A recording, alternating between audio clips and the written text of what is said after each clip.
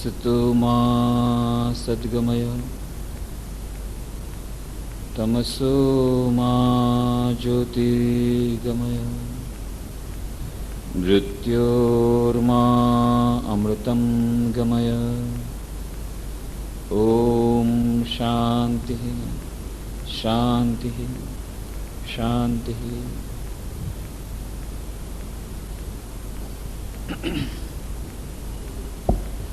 एकाग्रता અને ધ્યાન એ વિષય પર આપણે 217 ચર્ચાઓ કરી છે અને એમાં આપણે એકાગ્રતા અને ધ્યાનના મહત્વ વિશે વારંવાર વિસ્તારપૂર્વક ચર્ચા કરી છે। જીવનના પ્રત્યેક ક્ષેત્રમાં મનની એકાગ્રતાની કેટલી આવશ્યકતા છે। વિદ્યાર્થીઓ માટે કેટલી બધી કોમ્પિટિશન્સ આજે થઈ રહી છે, કોમ્પિટિશનનો યુગ છે, હરીફાઈઓ થઈ રહી છે અને એ હરીફાઈમાં આગળ વધવા માટે એકાગ્રતાની આવશ્યકતા તેઓ હવે અનુભવ કરી રહ્યા છે। ઘણા વિદ્યાર્થીઓ આવે છે આ મનની એકાગ્રતાના પ્રશ્નને લઈને અને શૈક્ષણિક સંસ્થાઓ પણ ધીરે ધીરે હવે સમજી રહ્યા છે કે સ્વામી વિવેકાનંદે જે વાત કરી હતી કે કેળવણી માટે મનની એકાગ્રતાની અત્યંત આવશ્યકતા છે। એટલું જ નહીં, if I have to do my education over again, I will first learn how to control my mind, how to concentrate my mind, and then I can learn the facts my own will. જો મને ફરીથી કેળવણી લેવાની હોય અને એમાં જો મારો હાથ હોય તો સ્વામી વિવેકાનંદ કહે છે કે હું સૌથી પહેલાં તો પોતાના મનને નિયંત્રણ કરતાં શીખું, મનને એકાગ્ર કરતાં શીખું અને પછી બાકીની જે માહિતીનો સંચય તો હું પોતાને મેળે કરી દઈશ। આજે જ્યારે આપણી પાસે સુપર કોમ્પ્યુટર આવી ગયા છે તો માહિતીનો સંચય તો બધું કોમ્પ્યુટરમાં જ છે, એના માટે તો ભણવાની જરૂર નથી। ચાપ દબાવો એટલે બધી માહિતી તમારી પાસે છે। ઇન્ટરનેટનો યુગ આવી ગયો, સાયબર સ્પેસ આવી ગયું, ચાપ દબાવો એટલે આખા વિશ્વની માહિતી તમારી પાસે તરત મળી જાય છે। ત્યારે સ્વામી વિવેકાનંદનો આ વાક્ય વધારે મહત્વનું છે કે માહિતીનો સંચય તો હું ગમે ત્યારે કરી લઈશ। ત્યારે કોમ્પ્યુટર નહોતો તેમ છતાં સ્વામીજી કહે છે પણ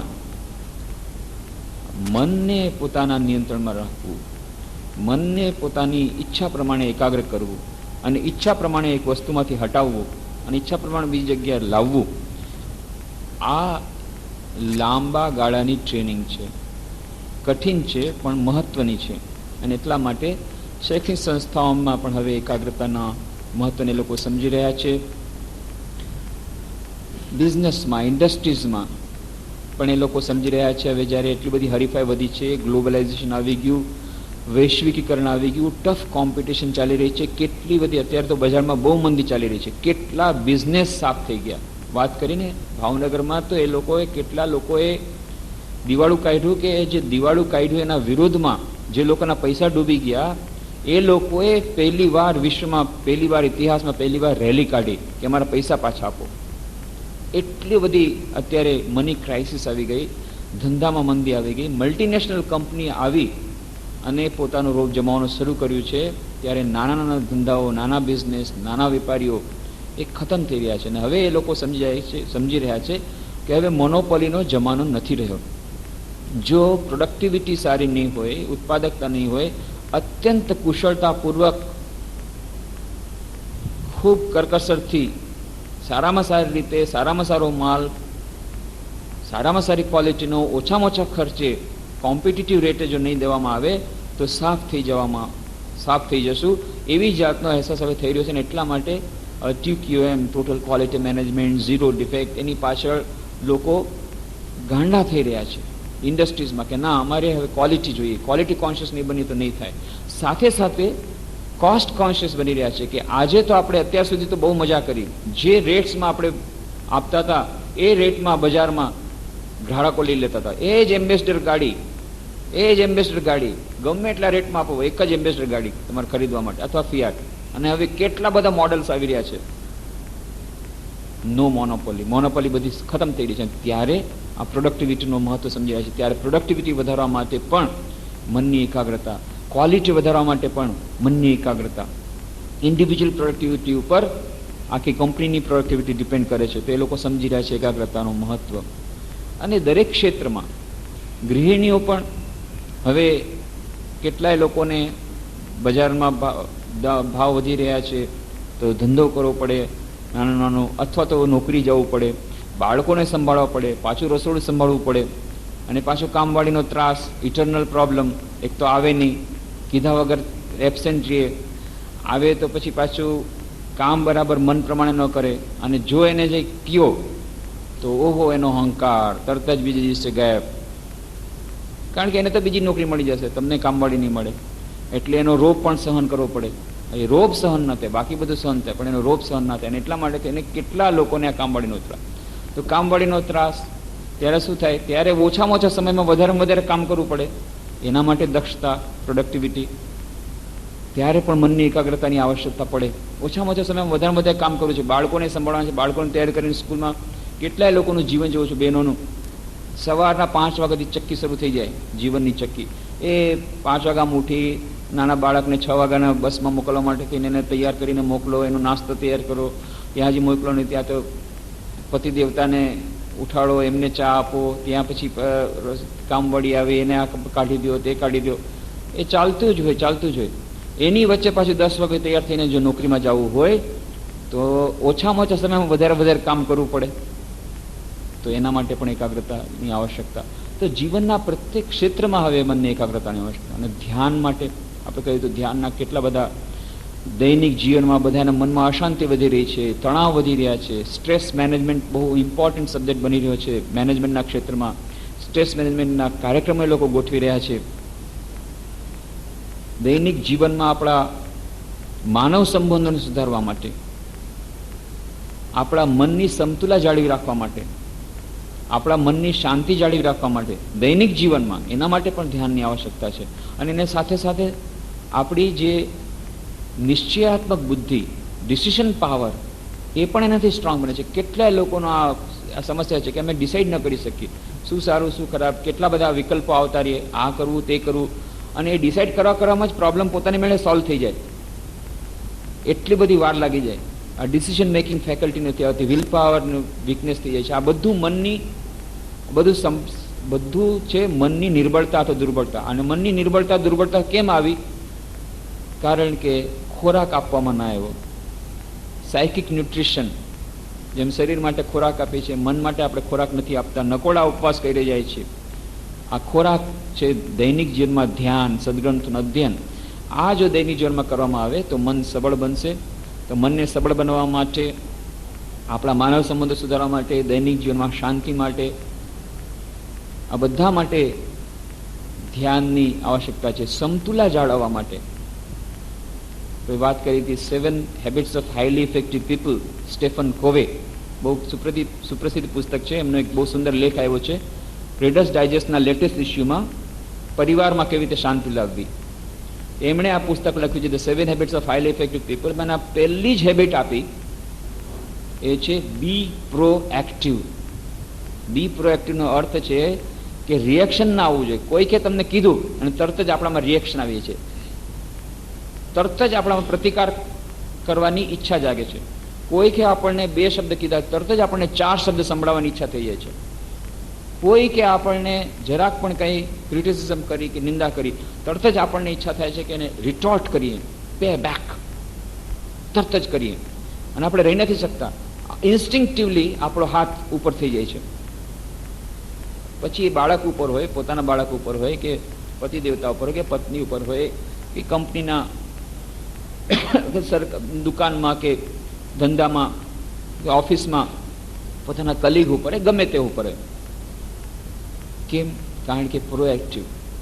આપણે પોતાના મનની જે ભાવનાઓ એને આપણે નિયંત્રણમાં નથી રાખી શકતા. ક્રોધની લાગણી આવી, ઈર્ષાની લાગણી આવી, જે કંઈ લાગણી આવી, તરત આપણે એને વશ થઈ જાય છે. કારણ કે આપણે અત્યારે મનના ગુલામ છે. તરત જ પ્રતિકાર આવે છે. જે વાત કરી ને કે ધ્યાનમાં આગળ વધવાથી શું કેવી રીતે ખબર પડે, એમાંનો એક ઉપાય તો એ અર્જુનનો પ્રશ્ન જે છે સ્થિતપ્રજ્ઞ છે. સ્થિતપ્રજ્ઞ છે કા ભાષા સમાધિસ્થ છે કેશવ. અને પહેલી જ વાત કીધી દુઃખેશનો દિગ્નમના સુખેશુ વિગત સ્પૃહ વીત રાગ ભય ક્રોધ સ્થિત ધ્રીન મુનિરુચ્યતે. એ જ વાત બીજી ભાષામાં કીધી, બી પ્રોએક્ટિવ. એ બહુ ચાલી. ગીતામાં કીધી હજારો વર્ષ પહેલા. આ તો જુનાવણી વિચાર છે, પણ જ્યારે સ્ટેફન કોવે કહે છે ત્યારે કંઈક જરૂર છે. એટલે લાખો પ્રતો એની વેચાઈ ગઈ છે. લગભગ 10 મિલિયન કોપીઝ આખા વર્લ્ડમાં 30 લેંગ્વેજીસમાં 30 ભાષાઓમાં એ પુસ્તક વેચાઈ ગઈ છે. લગભગ 1 કરોડ પ્રતો એની વેચાઈ ગઈ. એ જ વાત ગીતામાં બહુ સુંદર રીતે કરી છે. બી પ્રોએક્ટિવ, સ્થિતપ્રજ્ઞ.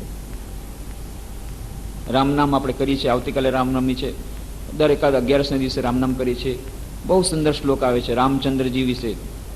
પ્રસન્નતામ યો ન ગતાભિષેકત તથા ન મમલો વનવાસ દુઃખત મુખાંબુજશ્રી રઘુનંદનસ્ય મે સદા સ્તુષા મંજુલ મંગલ પ્રદા. આ શ્લોક આપ્યો છે એપ્રિલ મહિનામાં આપણા રામકૃષ્ણ જ્યોતમાં દિવ્યવાણીમાં. પ્રસન્નતામ યો ને ગતાભિષેકત.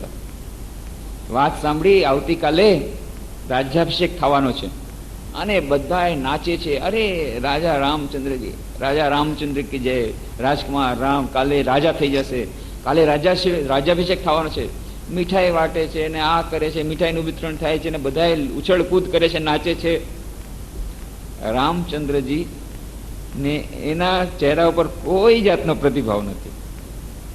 પ્રસન્નતામ યોન ગતાભિષેકત. કોઈ વિશેષ પ્રસન્નતાની ઝલક નથી કે આમ પાગલ થઈ ગયા આનંદમાં કે આવતીકાલે મારો રાજ્યાભિષેક છે.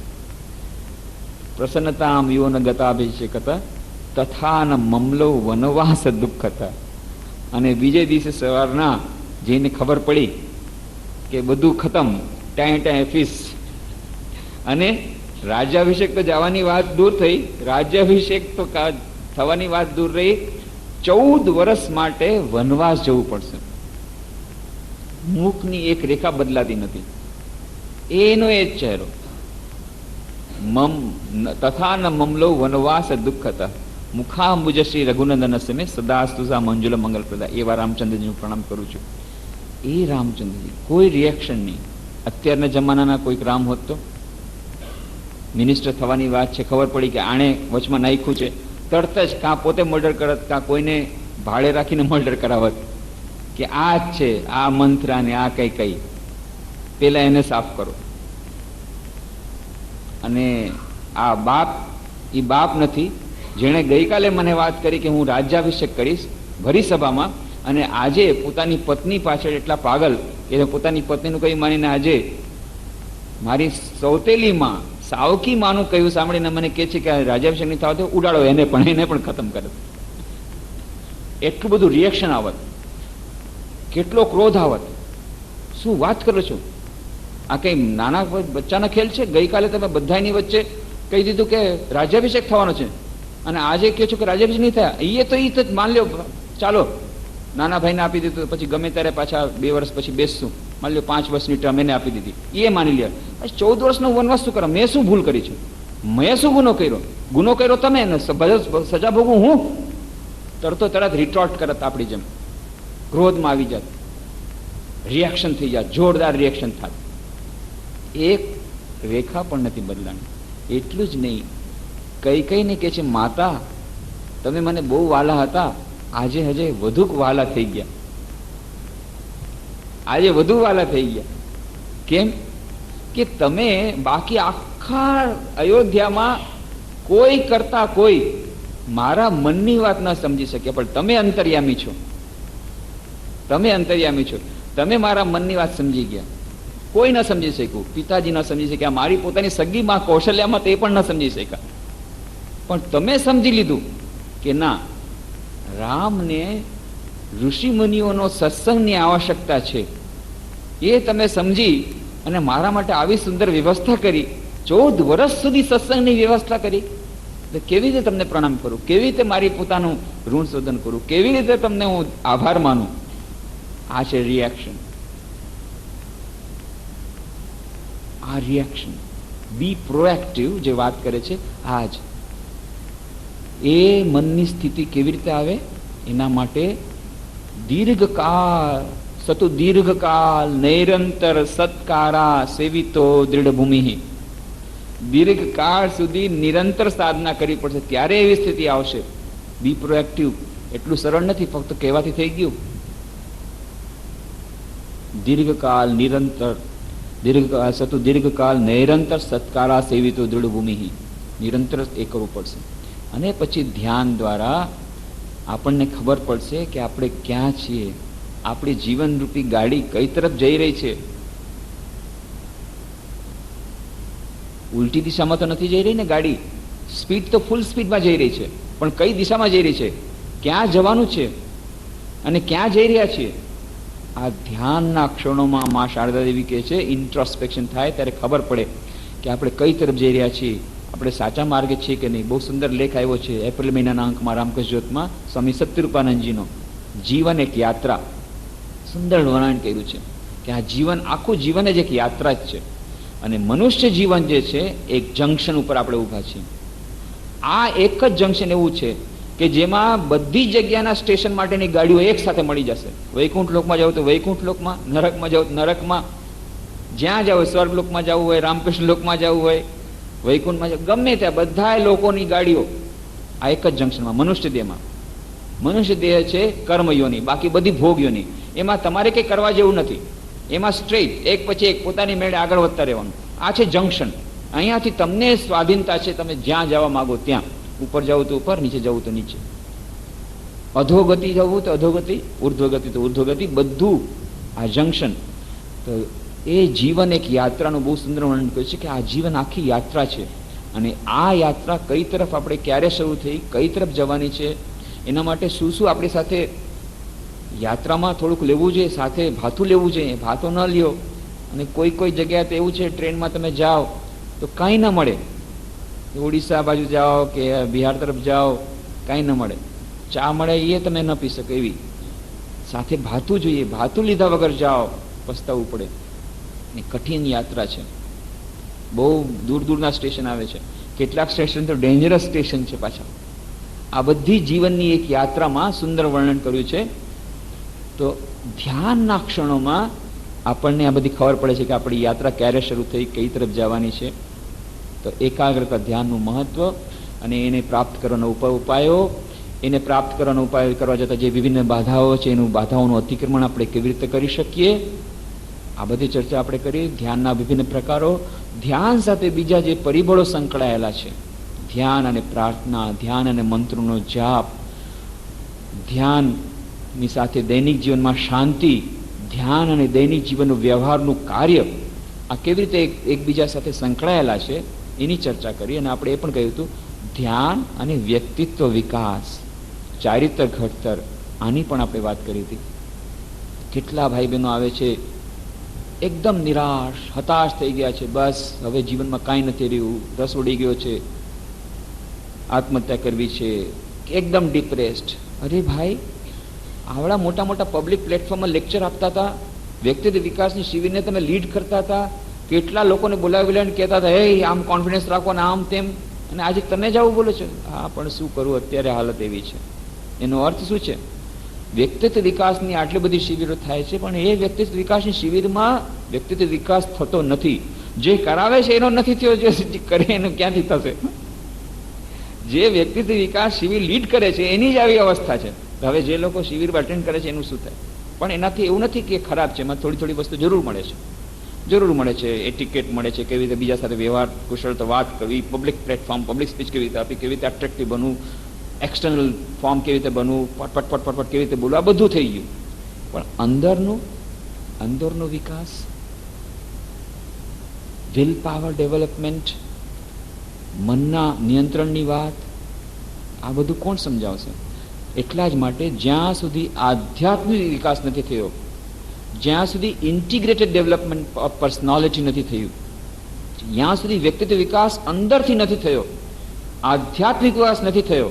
અને આધ્યાત્મિક વિકાસ ત્યારે જ થાય, વ્યક્તિત્વ વિકાસ જ્યારે થાય જ્યારે સમગ્ર વ્યક્તિત્વનો વિકાસ એક સાથે થાય, ફ્રેગમેન્ટેડ એપ્રોચથી નહીં ચાલે. અને આ ઇન્ટિગ્રેટેડ ડેવલપમેન્ટ ક્યારે થાય? કે જ્યારે સમસ્ત જીવનનું એક ધ્યેય હોય, અને આ લક્ષ્યને મનમાં રાખીને પછી બાકી બધી જાતની જે આપણી ચારિત્ર ઘડતરની, વ્યક્તિત્વ વિકાસની બધી વાતો એની આજુબાજુ ગોઠવાયેલી હોય, ત્યારે એને કહેવાય છે સમગ્ર વ્યક્તિત્વનો વિકાસ. એ વ્યક્તિત્વ વિકાસની સમગ્રતા જ્યાં સુધી નહીં આવે, આધ્યાત્મિક વિકાસ નહીં આવે, એ વ્યક્તિત્વ વિકાસમાં ત્યાં સુધી બધું પોલમપોલ રહેશે. અને એટલા માટે ચારિત્ર ઘડતર વ્યક્તિત્વ વિકાસ માટે પ્રયત્નો કરવા પડે. એ ચારિત્ર ઘડતર વ્યક્તિત્વ વિકાસનું એક બહુ જ મહત્વપૂર્ણ અંગ છે દૈનિક જીવનમાં ધ્યાન, સત્સંગ, પ્રાર્થના, સ્વાધ્યાય, નિસ્વાર્થ સેવા. આ બધા ઉપાયો દ્વારા સંપૂર્ણ વ્યક્તિત્વનો વિકાસ થાય છે. ફક્ત વ્યક્તિત્વ વિકાસની શિબિરો દ્વારા અથવા કેટલાક પુસ્તકો વાંચી લીધા વેસ્ટર્ન ઓથર્સના, એના દ્વારા વ્યક્તિત્વ વિકાસ નથી થતો. એ સાધના કરવી પડે એના માટે. અને એવી રીતનો જેનો વ્યક્તિત્વ વિકાસ થયો છે, એવા એક પણ વ્યક્તિત્વ વિકાસ થઈ ગયો તો એ આખા દેશને બદલી શકે છે, સમાજને બદલી શકે છે. એક મહાત્મા ગાંધી પોતાના જીવન વ્યક્તિત્વ વિકાસ કર્યો, આખા દેશને સ્વાધીનતા અપાવી દીધી. ઠીક છે, બીજા લોકોએ પણ પોતાનો ફાળો આપ્યો, સુભાષચંદ્ર બોઝે પોતાની આઝાદની ફોજ કરી, એ બધું ઠીક છે. પણ આ દિવસ સુધી બધા લોકોને હજી સુધી નવાઈ લાગે છે. એક આવડો શુક્લકડી એક વ્યક્તિ આવી આખા દેશને આવી રીતે કરી નાખ્યું ને વિશ્વના ઇતિહાસમાં લોહી રેડ્યા વગર કોઈ સ્વાધીનતા નથી મળી, સ્વાધીનતા પાવી દીધી. હજી લોકોને સમજણ નથી પડી. એટલા માટે આઈન્સ્ટાઈન કહે છે કે હજી થોડાક વર્ષો જવા દો. સેંકડો વર્ષો ગયા પછી જ્યારે ઇતિહાસ લખાશે ત્યારે લોકો એ માનવા માટે તૈયાર નહીં થાય કે આ પૃથ્વી પર ગાંધીજી જેવો એક વ્યક્તિ પૃથ્વી પર હતો. એ લોકો એમ માનશે આ બધી તમે કલ્પનાની વાત કરો છો. આથી હજારો વર્ષ પછી કે પૃથ્વી પર ખરેખર આવી વ્યક્તિ એક આવી ગાંધીજી જેવી, એ પછીથી વિશ્વાસ નહીં કરે. આઈન્સ્ટાઈન કહે છે કેવી રીતે થયું? એક પોતાને એમણે શું કર્યું? પોતાના વ્યક્તિત્વ વિકાસ કર્યો. અને એક જ વ્યક્તિના વિકાસ દ્વારા આ બધી કેટલી બધી આખી હારમાળા ચાલી વિકાસની. રામકૃષ્ણ જ્યોતના એપ્રિલના અંકમાં આપ્યું છે રામ રાજ્ય, સંપાદકી લેખ. બધા રામ રાજ્યની વાત કરે છે. રામ રાજ્ય કરાવશે. અરે રામ રાજ્ય એટલે શું? રામ રાજ્યની વ્યાખ્યા તુલસીદાસજી કરે છે કે રામ રાજ્ય એવું હતું કે એમાં બધાય સુખી હતા અને બધાય શાંતિમાં હતા અને આર્થિક વિકાસ પણ એટલો જ હતો. એકબીજા ભાઈચારાથી રહેતા હતા, કોઈ એમાં દ્વેષ બુદ્ધિ નહોતી. અને આમ તો 4 પરિબળો હોય છે: સામ, દામ, દંડ અને ભેદ. સામ, દામ, દંડ અને ભેદ, આ રાજનીતિના 4 ચરણ હોય છે. તો એ કહે છે એમાં સામ તો હતું, દામ પણ હતું, પણ દંડ અને ભેદ હતા જ નહીં. કે એ કેવી રીતે બને? તો કે આ એવી જ વાત છે. દંડ અને ભેદ કે શબ્દો શેના માટે સંભળાવવામાં આવતા? તો તુલસીદાસજી બહુ સુંદર વાત કરે છે. દંડ જતન હી કર ભેદ જહાં નર્તક નૃત્ય સમાજ જીતહુ મનહી સુનિય અસ રામચંદ્ર કે રાજ. કે રામચંદ્ર રાજમાં કે દંડ અને ભેદની વાત કોઈ સાંભળતું નહોતું. અને જો આ સંન્યાસીના હાથમાં દંડ ન હોત અને આ જે નિત્યાંગનાઓ જે નૃત્ય કરે ત્યારે એમાં ભેદ હોય, રાગિનીઓનો ભેદ હોય, આ રાગિનીઓનો ભેદ પ્રમાણે લોકો ગાન ન કરત અને સંન્યાસીઓ પોતાના દંડ ન રાખે તો બધા આ બંને શબ્દો પણ ભૂલી જાય. એવું રામચંદ્ર રાજ હતું કે શબ્દો પણ ભૂલી જાય કે આવી જાતના શબ્દો હોય છે, દંડ અને ભેદ.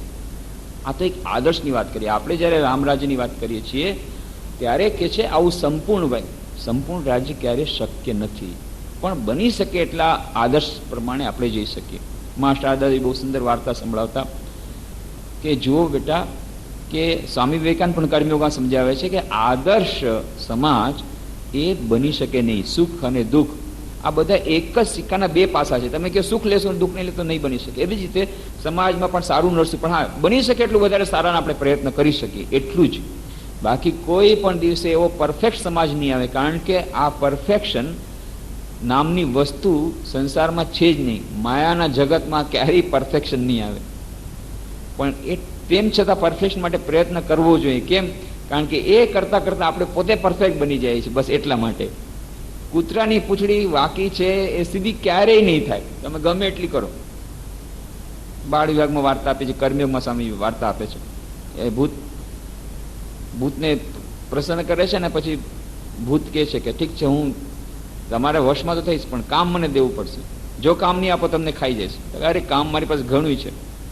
અને પછી કહે છે આ મારું મકાન બનાવો, તો બની ગયું, ચાલો હવે. કે હવે બીજું મકાન બનાવો, બીજું બની ગયું, ચાલો. કે હવે નવી ગાડી ટાટા સુમોને લઈ આવો, કે લઈ આવ્યો, ચાલો હવે. કે હવે આ મકાન તોડીને બીજું બનાવો, તો આ બનાવ્યું. કે હવે આનો પ્લાન બનીને આ બીજું મકાન બનાવ્યું. ફટાફટ જે કે કરતો જાય. હવે શું? હવે તો ગભરાઈ ગયો. હવે તો કઈ કામ નહીં, હવે તને ખાવું. એટલે પાછો દોડીને પછી જાય છે ગુરુ પાસે કે ગુરુ બચાવો, તમે વાત સાચી કરી. ત્યાં ભૂતના પલ્લામાં નહીં પડવાનું, તો ભૂતના સકંજામાં આવી ગઈ, હવે મને બચાવો, નહીં તો તને ત્યારે જ કીધું આ ભૂતના ચક્કરમાં નહીં જતો, પ્રેતના ચક્કરમાં નહીં જતો, હવે બચાવો કે ત્યાં તો ભૂત આવ્યું કે હું તને ખાઉં. પછી ગુરુએ કીધું છે ચલ તને બચાવું છે, જા જલ્દીથી જા, આ તારા હાથમાં છુરી છે ને લઈને જા, પેલો જો કૂતરો જાય છે કૂતરાને પકડ, એની પૂંછડી કાપીને લઈ આવો, પૂંછડી કાપીને લઈ આવો. હવે કે આ ભૂતને કે કૂતરાની પૂંછડી વાકી છે ને સીધી કરી દો, કે હમણાં જ કરી દઉં, તરત સીધી કરીને જ્યાં મૂકે ત્યાં પાછી વાકી વળી ગઈ, કે હવે સીધી કરીને તારે દેવાની છે પૂરેપૂરી. પાછી વાકી વળી ગઈ, પાછી સીધી કરી, પાછી વાકી વળી ગઈ, કરતો જાય છે, આખો દિવસ ગયો, 2 દિવસ 3 દિવસ, પર સેવાથી રેપ જપ થઈ ગયો. ભૂત કે હું તો બહુ એક્સપર્ટ ભૂત છું, પણ આવી ડિફિકલ્ટી મેં ક્યારેય નથી પડ્યો. કે હું પોતાને બહુ બુદ્ધિમાન માનતો હતો, જેટલા અમે લોકો પ્રેત યોનીમાં અમારા ભૂત છે એનો રાજા છું, કે હું સૌથી વધારે બુદ્ધિમાન ગણું છું, પણ હું આવી શકું ક્યારેય નથી પડ્યો. ભાઈ આ તો બહુ મુશ્કેલ થઈ ગઈ. હવે આપણે એક પેક્ટ કરીએ, કોમ્પ્રોમાઇઝ કરીએ, તમે મને છોડી દે, હું તને છોડી દઉં, મેં જેટલું જેને મહેલ વહેલ આપ્યા છે બધા તારી પાસે રહેશે, હું કાંઈ નહીં કરું, પણ તું મને હવે આમાંથી છોડ. તો કે જા છોડ્યો, બસ હવે મને ખાતો નહીં, તો કે નથી ખાવાનું. આ કૂતરાની પૂંછડી જેવું છે. સ્વામીજી કહે છે આ સમાજ, વિશ્વ, દેશ જે કંઈ હોય પરફેક્શન નામની વસ્તુ નહીં આવે, પણ આપણે બની શકે ત્યાંથી પરફેક્ટ કરવાનું. કેમ? કૂતરાની પૂંછડી વાંકી છે, સીધી કરતા કેટલા લોકો આવ્યા, હજારો વર્ષોથી કેટલા લોકો, ખુદ ભગવાન આવી ગયા, રામ અને અવતારમાં કૃષ્ણ અવતારના બધું કરી ગયા, તો બાકી બધા મહાત્માઓની વાત છોડી દો. પણ એનો અર્થ શું આપણે બીજાની સેવા નહીં કરવાની? એનો અર્થ શું આપણે સમાજને સારા કરવાનો પ્રયત્ન કે જરૂર કરવાનો? એનાથી થોડોક તો ફરક પડે જ છે. એકદમ પરફેક્ટ 100% નહીં. તો એક. અને બીજી વાત, બની શકે ત્યાં સુધી રામ રાજ્ય સુધી પહોંચી શકીએ. અને બીજી વાત, કૂતરાની પૂંછડી વાંકી છે એને સીધી કરતા આપણે સીધા થઈ જાય છે. એટલા માટે કે બીજાની સેવા કરો. બીજાની સેવા કરતા નિસ્વાર્થ સેવા દ્વારા અંદરની ચિત્ત શુદ્ધિ થશે. ચિત્ત શુદ્ધિ દ્વારા આપણને પોતાને અનંત સુખ, અનંત શાંતિ મળશે. આ એનો પહેલો લાભ. પછી બાકી જે થવાનું થશે. પણ મા શારદાદેવી વાર્તા કહે છે કે આ એકવાર એ રામચંદ્રજીને સીતાદેવી કીધું કે રામચંદ્રજી જોતો આપણા રાજ્યમાં કોઈ દુઃખી ન રહેવું જોઈએ, કોઈ ગરીબ ન રહેવું જોઈએ. તમારા ભંડારમાં તો શું કમી છે? તમારો ખજાનો તો ભરપૂર છે. મારી ઈચ્છા છે કે કોઈ ગરીબ ન રહે. ઠીક છે, તથા રાજા હસતા, રામચંદ્રજી હસતા કે ઠીક છે, તથા હસતા. બસ બધાને એલાન કરવામાં, જેને જેટલો ભંડારમાંથી, આપણા ખજાનામાંથી જેને જેટલું સોનું, મહોરો, પૈસા, જેટલું જે કંઈ ધન ધાન્ય જોતું લઈ જાઓ. અને કેટલા લોકો આવ્યા, બધા આવ્યા. રામચંદ્રજીનો ભંડાર તો અખૂટ ભંડાર, બધાએ લઈ લીધું, બધા આનંદમાં છે. 2-3 મહિના તો બહુ સારું ચાલ્યું. વરસાદના દિવસો આવ્યા અને ઉપરની છતમાંથી ટપકો માંડ્યું પાણી.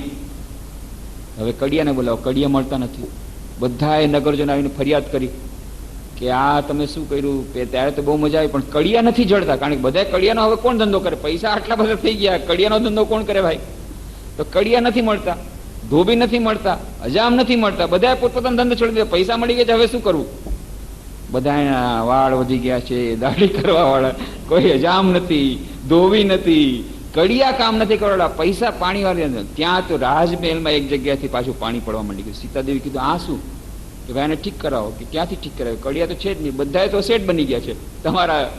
ના, રામચંદ્રજી પાછળ કહે આવું તો નહીં ચાલે હો, આટલું પાણી આવે આમ નહીં ચાલે, જેમ હતું પેલા એમ હતું કરી દે, તથા હસ્તું, પાછળ જેવા હતા તેવા.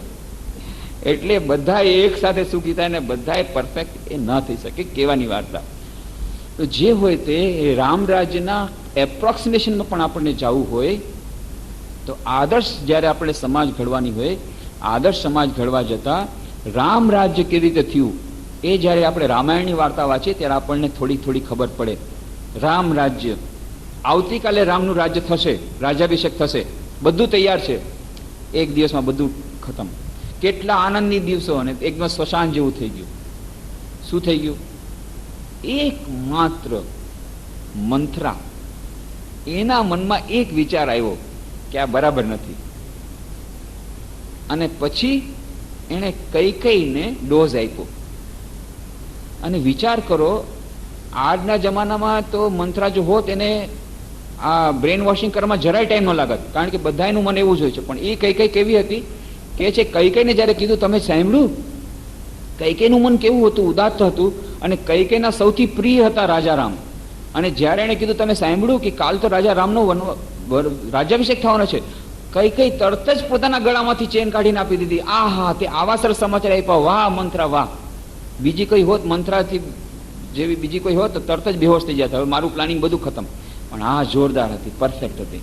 એને ખબર છે કે કઈ જગ્યાએ વીક પોઈન્ટ છે. ધીરે ધીરે ધીરે કસી કસી કસી કરી. પણ તમને ખબર છે, પણ તમને ખબર છે, પણ તમને ધીરે ધીરે કે તમે પછી આ પટાણી બનશે અને પછી ભરત આવશે, એને આવી રીતે રાખશે ને તમને આવી રીતે રાખશે ને ફલાણું ઠીકાણું. તમને હજી ખબર નથી. જ્યારે રાજા બનશે આવું ધીરે ધીરે ધીરે ધીરે બ્રેન વોશિંગ. કેટલી એને મહેનત ગઈ હશે. આજના જમાનામાં મહેનત ન જાત, પણ ત્યારે કઈકઈનો એવો સ્વભાવ હતો કે એ કઈકઈને પણ એને બ્રેન વોશિંગ કરી અને પછી કઈ કે આવી રીતે કર્યું.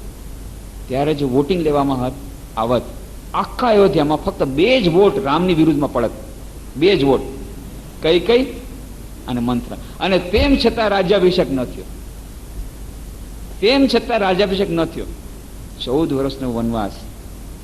અને પછી આ ચિત્રકૂટમાં રામ અને ભરત વચ્ચેનો સંવાદ તમે સાંભળો. રામ કહે છે મારે પિતાની આજ્ઞાનું પાલન કરવું પડે અને હું તો વનવાસમાં જઈશ જ. ભરત કહે છે કે ના, તમારે જ રાજ કરવાનું, હું રાજ નહીં કરું. બંને વચ્ચે ઝઘડો થઈ રહ્યો છે. પદ લેવા માટે નહીં, પદ છોડવા માટે. અને આજે ઓહો, પદ મેળવવા માટે થઈને ગમે તે કરવા તૈયાર છે. સત્ય મિથ્યાની પાર જવા તૈયાર છે, મર્ડર કરવા તૈયાર છે, ગમે તે કરવા તૈયાર છે, કરોડો રૂપિયા ખર્ચવા તૈયાર છે, આખી પાર્ટીને સાફ કરવા તૈયાર છે, બધું કરવા તૈયાર છે પદ મેળવવા માટે. એટલી પદ લૂંટતા. ત્યારે રામ અને ભરત એકબીજાના વિરુદ્ધ આર્ગ્યુમેન્ટ કરે છે. આ કહે છે તું રાજા બન, આ કે તું રાજા બન. અને છેવટે પરિણામ શું? બેમાંથી કોઈ રાજા નથી બનતું. વિચિત્ર. ભરત કહે છે હું તમારી પાદુકા ત્યાં રાખી સિંહાસન, પણ હું તો રાજા નહીં જ બનવાનું. નથી બનતા 14 વર્ષ સુધી. આવા આઈડિયલ સોસાયટીની થોડીક ઝલક આપી છે. પણ એ જે આટલું બધું લાંબુ થઈ ગયું એનું કારણ મંત્રા ને કઈ. એનું કારણ લંકામાં ત્યારે ત્યારે રાવણ રાજ કરતો હતો. કુંભકર્ણ, વિભીષણ તો તેમ પણ ભક્તો હતો, પણ રાવણ, કુંભકર્ણ, મેઘનાદ અને બીજા બધા રાક્ષસો જ્યાં સુધી ત્યાં હોય, બહારના બાઉન્ડ્રી લાઇનમાં, દેશની બહારમાં અને અંદરમાં કઈ અને મંત્ર જ્યાં સુધી ત્યાં સુધી રાજ્યાભિષેક ન થાય. આ કઈ શું છે? મંત્ર શું છે? કઈ છે લોભ. લોભનું મૂર્તિમંત સ્વરૂપ છે. જ્યાં એને લોભ દેખાડવામાં આવ્યો તરત જ ખતમ થઈ ગયો. મંત્ર શું છે? ઈર્ષ્યા. એને કાંઈ લાગતું વળગતું હતું, કાંઈ કરતા કાંઈ હતું. કેટલા આખા અયોધ્યાવાસી બધાને દુઃખી કર્યા, ફક્ત એક જ ઈર્ષ્યા. કાલથી ઓલી જે કામવાળી છે, ઓલી જે દાસી છે, રામને દાસી, એને વધારે મહત્વમાં આપશે, મારું મહત્વ ઘટી જશે. બસ આટલું જ. કૌશલ્યાની દાસીને વધારે મહત્વ અને મને મારું મહત્વ ઘટી જશે. આ એક ઈર્ષ્યા, એને કારણે આખું ખતમ કર્યું. ઈર્ષ્યા. અને સ્વામી વિવેકાનંદ કહે છે આપણો જાતિ સુલભ દોષ છે ઈર્ષ્યા. ઈર્ષ્યાને કારણે આ દેશ 1000 વર્ષની ગુલામી. ફક્ત એક જ સોમનાથ ઉપર આક્રમણ થયું, રજપૂત રાજા એકબીજા સાથે લડી રહ્યા છે. આ કે તે મને શું કરે સાથ નહીં આપું, હું તને સાથ નહીં આપું. આ તરફ લશ્કર આવી ગયું, બધા રાજપૂતને મારી નાખ્યા, પણ એકબીજા સાથે લડી રહ્યા છે. ના, તે મને નહોતું આપ્યું, હું તને નહીં આપું. અને આ મુઠ્ઠીભર વિદેશીઓ આવી કબજો કરી લીધો ને 1000 વર્ષની ગુલામી ભોગવવી પડી. ફક્ત એક જ કારણ, આ મંત્રારૂપી ઈર્ષ્યા અને કઈ રૂપી લોભ. તો આજે બધાને લાગ્યો છે પદલુપ્તાનો લોભ અને પૈસાનો લોભ અને બધા સ્કેમ્સ થઈ રહ્યા છે. અને રાવણ, કુંભકર્ણ, આ બધો કોણ છે? રાવણ, કુંભકર્ણ, મેઘનાદ. તો તુલસીદાસજી એનું વર્ણન કરે છે વિનય પત્રિકામાં. મોહ દશમૌલી તદ ભ્રાત અહંકાર પાકા રિજિત કામ વિશ્રામહારી. મોહ એટલે બીજું શું? 10 માથાવાળો રાવણ એટલે શું? મોહ. આ મોહના 10 માથા હોય. 5 ઇન્દ્રિયો, જ્ઞાનેન્દ્રિયો ને 5 કર્મેન્દ્રિયો. આ 10 ઇન્દ્રિયો દ્વારા મોહિત થાય. એ રાવણ દરેકના હૃદયમાં રહેલો છે, આપણા દરેકના. કુંભકર્ણ અહંકાર. એટલું સારું છે, ભગવાનની દયાથી એને એવું વરદાન મળ્યું છે કે 6 મહિના સૂતો રહે છે અને એક જ દિવસે જાગે છે. એક દિવસે જાગે છે એમાં તો બધું તરખાટ મચાવી દે. અને જો દરરોજ જાગતો હોત તો? આપણો અહંકાર પણ ક્યારેક જાગે છે, પણ જો દરરોજ જાગે તો દરરોજ સાસુ વહુના ઝઘડા, દરરોજ કોર્ટ, દરરોજ પાર્ટનરશિપના ઝઘડા, ક્યારેક જાગે તોય તરખાટ મચાવે છે. આ અહંકાર રૂપી કુંભકર્ણ, મેઘનાદ રૂપી કામ. આ રાક્ષસો આપણા મનમાં જ્યાં સુધી છે ત્યાં સુધી આપણું ચારિત્ર ઘડતર નહીં થાય. જ્યાં સુધી આપણા હૃદયમાં રામ રાજ્યની સ્થાપના નથી થઈ ત્યાં સુધી બહાર સમાજમાં રામ રાજ્યની સ્થાપના ન થઈ શકે. કેમ? કારણ કે દેશ બનેલો છે નાગરિકોનો. દેશના નાગરિકો અને નેતાઓ જો ચારિત્રવાન હશે તો જ દેશ આગળ વધશે. એટલે જ એક બેને કહ્યું ને, શું તમે લોકો ધ્યાન કરો છો? ધ્યાન એ તો સ્વાર્થીપણું છે, એ તો સ્વાર્થ છે. તમે બસ ધ્યાન કરવા બેસી ગયા. જુઓ ને, દેશની કેટલી બધી સમસ્યાઓ છે અને તમે લોકો ધ્યાન કરવા બેસી ગયા. ઓહો, તમે તો એકદમ રામકૃષ્ણદેવ જેવું વાત કરો છો. રામકૃષ્ણદેવ સ્વામી વિવેકાનંદને કીધું હતું, શું ધ્યાન કરે છે? નહીં, શિવ જ્ઞાનથી જીએસઆમાં લાગી જાય. પણ એ તો સુખદેવની જેમ 24 કલાક ધ્યાનમાં રહેવા માંગતા હતા, અને સ્વામી વિવેકાનંદ હતા. તમે સ્વામી વિવેકાનંદ નથી, ભૂલી જાઓ છો. તમારે તો હજી ધ્યાનમાં એટલા બધા એક્સપર્ટ થવામાં ઘણા જન્મો લાગશે. એ તો ધ્યાન સિદ્ધ હતા, અને સપ્તર્ષિના અવતાર હતા. એને વિશ્વના કલ્યાણ માટે જ સ્વામી વિવેકાનંદ લાવ્યા હતા રામકૃષ્ણ, એટલે એને માટે કહ્યું હતું. પણ જ્યાં સુધી ધ્યાન નહીં થાય ત્યાં સુધી આપણને ખબર નહીં પડે આપણે કઈ દિશા તરફ જઈ રહ્યા છીએ, આપણા જીવનનો ઉદ્દેશ્ય શું છે.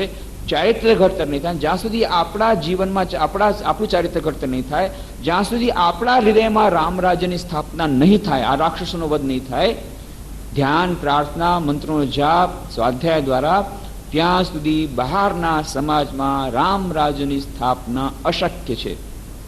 વારંવાર સ્વામી વિવેકાનંદ વાત કહે છે, પહેલા ચારિત્ર ઘડતર, પછી દેશનું પુનર્નિર્માણ. પહેલા ચારિત્રનું નિર્માણ, પછી દેશનું પુનર્નિર્માણ. પહેલા આપણા અંતરમાં રામ રાજ્ય સ્થાપના થાય, પછી બહાર સમાજમાં અને દેશમાં રામ રાજ્ય સ્થાપના થાય.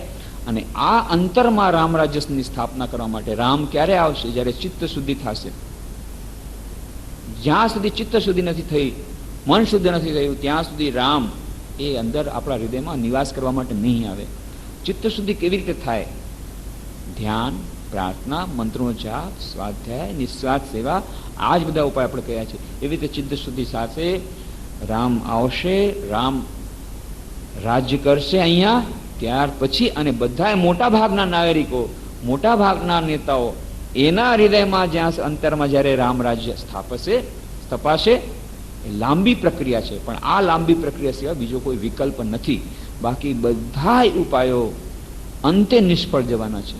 એકમાત્ર ઉપાય છે, ગમે એટલા કાયદા કાનૂન તમે કરી લ્યો, બીજા બધા પાર્લામેન્ટના લો ચેન્જ કરી લ્યો, પણ જ્યાં સુધી નાગરિકો અને નેતાઓ સારા નહીં બને, જ્યાં સુધી આપણા હૃદયમાં એ સ્થાપના નથી રામ રાજ્યની, ત્યાં સુધી બહારમાં રામ રાજ્યની સ્થાપના નહીં થઈ શકે. એની બધી ચર્ચા એપ્રિલના અંકમાં આપી છે. દેશ ધ્યાનના અભિમન્યુ પ્રકારની આપણે ચર્ચા કરી હતી. એમાં આપણે ચર્ચા કરી હતી સ્થળ ચિંતન, તીર્થ સ્થળનું આપણે ધ્યાન કરી રહ્યા હતા. દક્ષિણેશ્વર ગયા હતા, મા કાલીના મંદિરના દર્શન કર્યા હતા, સામે સભા મંડપ, અને એ સભા મંડપથી પછી આપણે જઈએ છીએ વિષ્ણુનું મંદિર, રાધાકાંતનું મંદિર. રાધાકાંતના મંદિરમાં શ્રી રામકૃષ્ણ પહેલા 1 વર્ષ પૂજા કરી હતી, એના પછી મા કાળીના પૂજારી બન્યા હતા. પહેલા 1 વર્ષ રાધાકાંતના મંદિરમાં પૂજા કરી હતી. અને એ જે રાધાકાંતનું મંદિર, મુખ્ય મંદિર, એની બાજુમાં જે ઓરડો છે, એમાં હજી એક કૃષ્ણ ભગવાનની મૂર્તિ છે. આ એ જ મૂર્તિ છે જે ક્ષેત્રનાથ પૂજારીના હાથેથી પડી ગઈ હતી. પછી મોટી પંડિતોની સભા બોલાવવામાં આવીને બધાએ કીધું કે હવે આ મૂર્તિને પધરાવી દો. અને પછી શ્રી રામકૃષ્ણ દેવને પૂછવામાં આવ્યું, ચૂપચાપ બેઠા હતા. શ્રી રામકૃષ્ણનો મત જ્યારે પૂછવામાં આવ્યો ત્યારે એમણે એક જ વાક્ય કીધું કે રાણી રાસમણીના જમાઈને જો ફ્રેક્ચર થઈ જાય તો શું કરવામાં આવશે? નદીમાં પધરામાં આવશે? તરત બધા સમજી ગયા કે ના, કે રિપેર કરવામાં આવશે, કે આ મૂર્તિને રિપેર કરો. કે આવો સરસ રિપેર કરવા વાળો કોણ? કે હું રિપેર કરી દઈશ. રામકૃષ્ણ તો મહાન શિલ્પી હતા, મહાન આર્ટિસ્ટ હતા, ચિત્રકાર હતા અને શિલ્પી પણ હતા. તરત એમણે પોતે એવી સુંદર રીતે પગ જોડ્યો છે, હજી સુધી પણ તમે જો બાજુમાં મૂર્તિ તમને ખબર નહીં પડે કે તૂટેલો છે પગ, એટલી સુંદર રીતે કર્યું હતું. અને એ જ મૂર્તિ પાછી પધરાવવામાં આવી હતી. હમણાં થોડાક વર્ષો પહેલા એ મૂર્તિને બાજુમાં રાખીને નવી મૂર્તિ પધરાવવામાં આવી છે રાધાકાંતની. એ રાધાકાંતનું મંદિર, એ જ પરસાળમાં શ્રી રામકૃષ્ણનો એ અદ્ભુત ઐતિહાસિક ફોટો લેવામાં આવ્યો છે, એ સમાધિ પોઝ, એની વાત આપણે કરી હતી. કેવી રીતે શ્રી રામકૃષ્ણને એમને ઈચ્છા નહોતી કે એમનો ફોટો લેવામાં આવે, તેમ છતાં સ્વામી વિવેકાનંદે પ્લાનિંગ કરીને બધા ફોટોગ્રાફરને બોલાવી જ્યારે સમાધિ અવસ્થામાં હતા ત્યારે ફોટો લઈ લીધો. એ જ પરસાળમાં ફોટો લીધેલો છે રાધાકાંતના મંદિરમાં. 12 દ્વાદશ જ્યોતિર્લિંગના સન્માનમાં 12 શિવલિંગ એ દક્ષિણેશ્વર મંદિરમાં ગંગાને કાંઠે જ, અને વચમાં મોટો સભા મંડપ, અને પછી ખૂણામાં છે શ્રી રામકૃષ્ણનો એ ઓરડો. અને એ ઓરડામાં જતાની સાથે જ એક વિચિત્ર અનુભૂતિ થાય છે. એમ લાગે છે જાણે આપણે રામકૃષ્ણની સાક્ષાત ઉપસ્થિતિમાં આવી ગયા. બે કોટ, 2 પલંગ છે નાના, એક નાનો છે ને એક મોટો છે. મોટા પલંગ પર, એ લાકડાના પલંગ પર શ્રી રામકૃષ્ણ સૂતા, નાના પલંગ પર શ્રી રામકૃષ્ણ બેસતા. એ જ પલંગ છે. જે પલંગ શ્રી રામકૃષ્ણ દેવે ઉપયોગ કર્યો હતો એ જ પલંગ આજે પણ છે. એટલા માટે એને અડવાને સ્પર્શ નથી કરાતા. ફેન્સિંગ આજકાલ કરી દીધી. પહેલા તો શરૂઆતમાં અમે જ્યારે ગયા ત્યારે એવી ફેન્સિંગ નહોતી, હવે આજકાલ થોડી ફેન્સિંગ થઈ ગઈ છે. પણ એ ફર્શ જે છે એ ફર્શ એ જ ફર્શ છે, એ જ લાદી છે જેના ઉપર કેટલા બધા ભક્તો બેઠા, શ્રી રામકૃષ્ણ પોતે બેઠા, સ્વામી વિવેકાનંદ પોતે બેઠા. એ વરંડા જ્યાંથી સ્વામી વિવેકાનંદ પ્રથમ આવ્યા, નરેન્દ્રનાથ દત્ત, એ વરંડા, એ ગોળ એ ઘડો રાખવામાં આવે છે એ જ જગ્યાએ કે જ્યાં શ્રી રામકૃષ્ણ દેવ ષોડશી પૂજા કરી મા શારદા દેવીની. આ બધી વાતો યાદ આવે. એ બીજો વરંડા જ્યાં સ્વામી વિવેકાનંદ લઈને પોતાના હાથે મીઠાઈ ખવડાવી હતી. આ તરફથી સામેથી નવબતખાનું દેખાય છે, ત્યાં જ એ પડદો હતો અને શ્રી રામકૃષ્ણ હૃદયને કહે છે, અરે રીધુ, આ પડદાનું કાણું હતી, કાણામાંથી મા શારદા દેવી જોતા.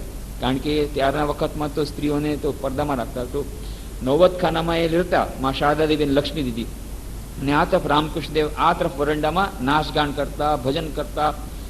મા શારદા કેટલાય દિવસો થઈ ગયા રામકૃષ્ણના દર્શન પણ નહોતું મળતા એમને. તો એ પડદાનું જે કાણું હતું એમાંથી કાણામાંથી જોતા. તો રામકૃષ્ણ કહેતા, અરે રીધુ, આ કાણું તો મોટું થતું જાય છે રે દિવસો દિવસે. તો એ કાણામાંથી જોતા મા શારદા. એ જ સામે જ નવબત, એ ઓરડામાં બેસવાથી જ, થોડી વાર બેસવાથી, અને જો ત્યારે કથામૃત થોડું વાંચી લઈએ અને કથામૃતમાં જે વાંચન કર્યા પછી એનું ધ્યાન કર્યું તો એમ લાગે કે આપણે રામકૃષ્ણ દેવની સાક્ષાત ઉપસ્થિતિમાં છીએ. રામકૃષ્ણ આપણી સાથે જેણે વાત કર્યા છે, અદ્ભુત એ વાતાવરણ આજે પણ ત્યાં જળવાયું. આખા દક્ષિણેશ્વરના મંદિરમાં ઘણા લોકોએ એમ કહ્યું છે કે સૌથી વધારે લોકોને શ્રી રામકૃષ્ણની સાક્ષાત અનુભૂતિ થઈ આ રામકૃષ્ણ ઓરડામાં. ત્યાં ધ્યાન કરવાથી ખૂબ જ સારી અનુભૂતિ થાય છે.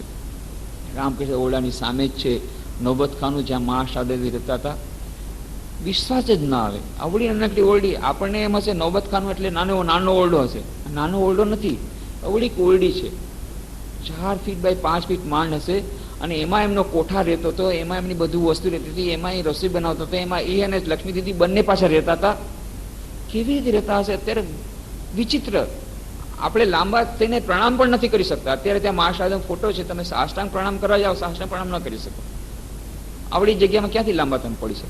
એમાં કેવી રીતે સૂતા, વર્ષોના વર્ષો સુધી મા શારદા લક્ષ્મી દીદી રહ્યા. એ કેવી તપસ્યા કરી એ આપણને હજી વિશ્વાસ ના આવે.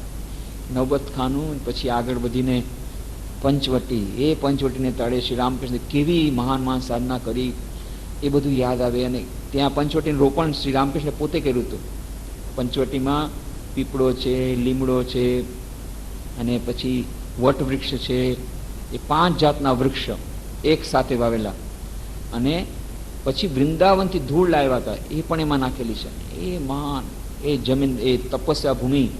વાડ પણ એવી રીતે પોતાની મેળે વાડ બાંધવા માટે તાર ને બધા આવી ગયા હતા, ગંગાને કાંઠેથી. એ બધી જેમણે શ્રી રામકૃષ્ણની વાર્તા વાંચી છે યાદ આવે છે. બાજુમાં એક નાનકડું મકાન છે, હવે પાકું બન્યું છે, પણ ત્યારે ઝૂંપડી હતી. આ ઝૂંપડીમાં શ્રી રામકૃષ્ણે વેદાંતની સાધના કરી તોતાપુરી પાસે, અને 3 દિવસની અંદર નિર્વિકલ્પ સમાધિ થઈ ગઈ. 6 મહિના સુધી નિર્વિકલ્પ સમાધિમાં આ જ ઝૂંપડીમાં રહ્યા. આ બધા સ્થળો. ત્યાંથી હજી આગળ જાઓ, એ બિલ્વ વૃક્ષ, એ બિલ્વ વૃક્ષની નીચે કેટલી બધી તાંત્રિક સાધના કરી, ભયંકર તાંત્રિક સાધનાઓ, જેને એક જીવનમાં કોઈ કરી ન શકે એવી 64 તંત્રોની સાધના ભૈરવી બ્રાહ્મણીના માર્ગદર્શન હેઠળ એ ત્યાં કરી છે. નરમુંડનું આસન છે હજી પણ, એ નરમુંડના આસન પાસે ત્યાં સાધના કરી. ઝાઉ તલા છે, હંસ પુકુર છે, વાસણ માંજવાનો ઘાટ, આ તરફ ગાજી તલા જે મસ્જિદમાં શ્રી રામકૃષ્ણ જતા, અને ત્યાં મથુરબાબુની મોટી કોઠી, એ કોઠીમાં શ્રી રામકૃષ્ણ 10 વર્ષ રહ્યા. પછી બાકીના 25 વર્ષ અહીંયા રહ્યા પોતાના ઓરડામાં. પહેલા 10 વર્ષ ત્યાં રહ્યા હતા કોઠીમાં. કોઠી એટલે રાણી રાસમણીના જમાઈ મથુરબાબુને એમના બીજા વંશજો જ્યારે પણ આવતા ત્યારે એ કોઠીમાં, એ મોટું મકાન છે, પાકું મકાન, એમાં રહેતા. અને ગંગાનું સુંદર ઘાટ. આ તો બકુલતલા ઘાટ નાનો, મોટો ઘાટ છે આ તરફ. જે દ્વાદશ શિવલિંગ છે, દ્વાદશ શિવલિંગની વચ્ચે 6 શિવલિંગ આ તરફ, 6 શિવલિંગના શિવ મંદિર આ તરફ, એ 12 મંદિરની વચ્ચોવચ્ચ એ મોટો ઘાટ છે. ત્યાં જ કેટલાય લોકો પહેલા હાથ મોઢું ધોવે અને પછી ત્યાં બેસે, અને કેટલા ત્યાં પ્રસાદ દેવામાં આવે, પડતાળ દેવામાં આવે. આખો સીન ત્યાં વખતમાં રામકૃષ્ણ વખતે શું હતું ને, એ જ ગંગાને કાંઠે ત્યાં રેતી ઉપર શ્રી રામકૃષ્ણ રડતા, માથું ઘસતા. માં, મારા જીવનનો એક દિવસ વધારે ચાલ્યો ગયો. જ્યારે આરતીનો શંખ વાગતો ત્યારે એકદમ વ્યાકુળ થઈને રડતા, માં હજી એક દિવસ ચાલ્યો ગયો, મારા જીવન એક દિવસ પછી ઓછું થઈ ગયો, હજી તે મને દર્શન નથી દીધા. આમ કરી અને રડતા, માથું ઘસતા, માથું લોહાણ થઈ જતું, લોહી નીકળતું. એ જ ગંગાનો ઘાટ અને એ સુંદર પતિત પાવની ગંગા બાજુમાંથી વહે છે અને કેટલા કેટલા સુંદર પુષ્પોનો બગીચો. આ બધા શ્રી રામકૃષ્ણ દેવના સમયમાં તો હજી વધારે કેવી એની શોભા હશે. આજે તો કેટલી બધી શોભા. રામકૃષ્ણ ઓરડા સિવાયનું બાકી બધુંનું વાતાવરણ નષ્ટ થઈ ગયું છે, કારણ કે રામકૃષ્ણ મિશનના અંડરમાં મેનેજમેન્ટમાં નથી. ઘણા લોકોને એમ છે કે બેલુમઠ આટલું સુંદર, આટલું સ્વચ્છ, આટલું સુંદર મેનેજમેન્ટ, અને દક્ષિણેશ્વર તમે કેમ આટલું ગંદુ રાખ્યું છે? ભાઈ એને એ અમારા અંડરમાં જ નથી. એનું મેનેજમેન્ટ કોણ જાણે ક્યારે આવશે અમારા અંડરમાં ખબર નથી, પણ અત્યારે એ મેનેજમેન્ટ બીજાના અંડરમાં છે ને એ નથી સારું રખાતું. એ દુર્ભાગ્ય છે. તો શ્રી રામકૃષ્ણ ઓરડા સિવાય બાકી બધી વસ્તુઓ ગંદી પડેલી છે. પંચવટીમાં જવાની પણ એમ બહારથી જુઓ તો ખૂબ ગંદુ ને બધું પડ્યું છે, પણ તેમ છતાં જે લોકો ભાવ ભક્તિથી જાય છે એ લોકોને તો એ પોતાની એ રામકૃષ્ણની સાધના ને બધું યાદ આવે છે. એ દક્ષિણેશ્વરની યાત્રા કરી ને હજી તો ઘણી બધી જગ્યાએ જવાનું છે. માયરબાડી, મા શારદાદેવી જ્યાં રહેતા હતા, ઉદ્બોધન ભવન, કાશીપુર ઉદ્યાન બાટી જ્યાં શ્રી રામકૃષ્ણ દેવે જે ઓરડામાં મહાસમાધિ લીધી છેલ્લે 16મી ઓગસ્ટ 1886ના રોજ, એ જોવાનું છે. પછી બીજા બધાએ કેટલા લોકો તો નરેન્દ્રપુર જોવા જાય,